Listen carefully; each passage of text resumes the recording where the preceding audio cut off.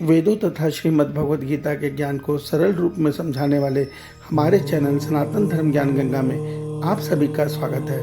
मेरे प्यारे कृष्ण भक्तों, आप सभी को जय श्री कृष्णा। मेरे प्यारे कृष्ण भक्तों, आज हम श्रीमद् भगवद गीता से अध्याय 6 के श्लोक 15 को भगवान श्री कृष्ण जी की कृपा से सरल रूप में समझने का प्रयास करते हैं। जय श्री कृष्णा। मेरे प्यारे कृष्ण भक्तों, श्रीमद् भगवद गीता के अध्याय 6 के श्लोक 15 में भगवान श्री कृष्ण जी ने अर्जुन के माध्यम से हम सब मनुष्यों को यह सत्य बताया है कि हे अर्जुन, वश में किए हुए मन वाला योगी इस प्रकार आत्मा को निरंतर मुझ परमेश्वर में के स्वरूप में लगाता हुआ मुझ में रहने वाली परमानंद की पराकाष्ठा रूप परम शांति को प्राप्त होता है। मेरे प्यारे कृष्ण भक्तों, आइए आज के श्लोक को हम भगवान श्री कृष्ण जी की कृपा से सरल रूप में समझने का प्रयास करते हैं। जय श्री कृष्णा।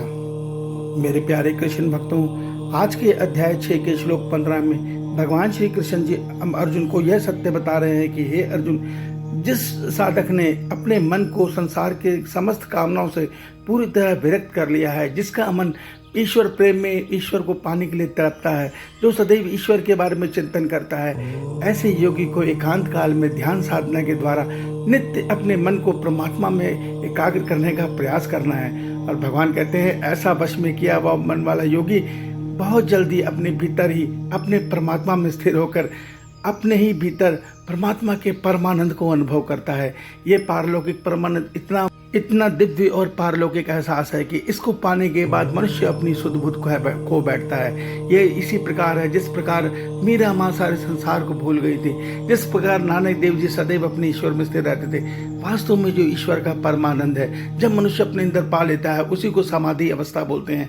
वहाँ पहुँच के मनुष्य को संसार की कोई कामना नहीं रहती, उसको तो बस केवल परमानंद और ईश्वर का परमानंद अपने भीतर ही अनुभव हो रहा होता है। और वो आनंद के सागर में हंस की भांति परमात्मा के परमानंद में तैर रहा होता है। मेरे प्यारे कृष्ण भक्तों, ये अवस्था तक पहुंचने का अधिकार प्राणी मात्र को है, मगर आज के संसार में कलयुग में मनुष्य भटक गया है।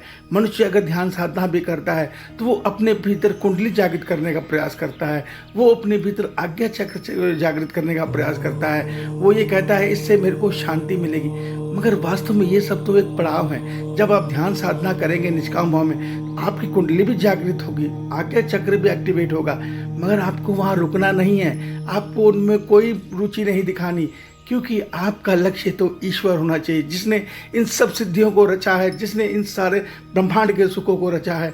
हमारा लक्ष्य है हम उस ईश्वर के श्री चरणों तक पहुँच के उनको पाएं। ये छोटे छोटे लक्ष्य को पाकर हम संसार में केवल भटकेंगे और हमारा जन्म मरण चक्र नहीं टूट पाएगा और हम अपने लक्ष्य से भटक कर फिर जन्म मरण चक्र में लौट आएंगे।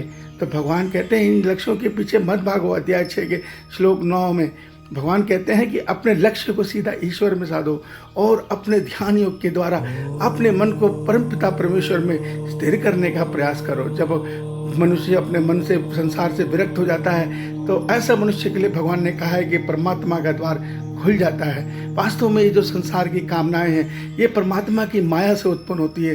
परमात्मा की माया जो सतरह स्तंभ के रूप 3 गुण है, जब तक ये हमारे मन बुद्धि में प्रभाव डाले बैठे हैं, ये हमें संसार में भटकाते हैं। और जब मन इनसे मुक्त हो जाता है तो ये माया बंधन से मनुष्य मुक्त होकर आसानी से परमात्मा तक पहुँच जाता है। मगर मेरे प्यारे कृष्ण भक्तों, हमारा मन केवल सोचने से विरक्त नहीं हो सकता, केवल प्रयास से विरक्त नहीं हो सकता। इसके लिए भगवान ने हमें अध्याय 2 से लेकर अध्याय 5 तक कर्मयोग की कठिन साधना बताई है। ये वो साधना है जिसमें भगवान कहते हैं कि मनुष्य इस साधना कर्मयोग के पथ पर चलकर अपने मन को संसार के समस्त कामनाओं से विरक्त कर सकता है। और भगवान ने आज के श्लोक में हमें बता दिया है कि भगवान को पाने की पहली शर्त है जिसने अपने मन को पूरी तरह से जीत लिया है, जो संसार की समस्त कामनाओं से रहित है। इसको संसार में एक भी कामना नहीं है, केवल एक कामना है, मैं कृष्ण का हूँ, कृष्ण मेरे हैं, मुझे इस संसार में उनके अतिरिक्त कुछ और कामना नहीं है। भले ही मेरा शरीर खत्म हो जाए, मेरे शरीर को कोई बीमारी आती आ जाए, मगर मेरी आत्मा मेरे प्रभु के श्री चरणों में उनका चरण पकड़ के सदैव उनके साथ वास करे। यही भक्त की कामना होती है। जब हमारी ये इच्छा होगी, प्रभु हमारी सहायता अवश्य करेंगे। इस सत्य को समझिए। ईश्वर आप सबका कल्याण करे। आपका दिन शुभ हो। जय श्री कृष्णा। जय श्री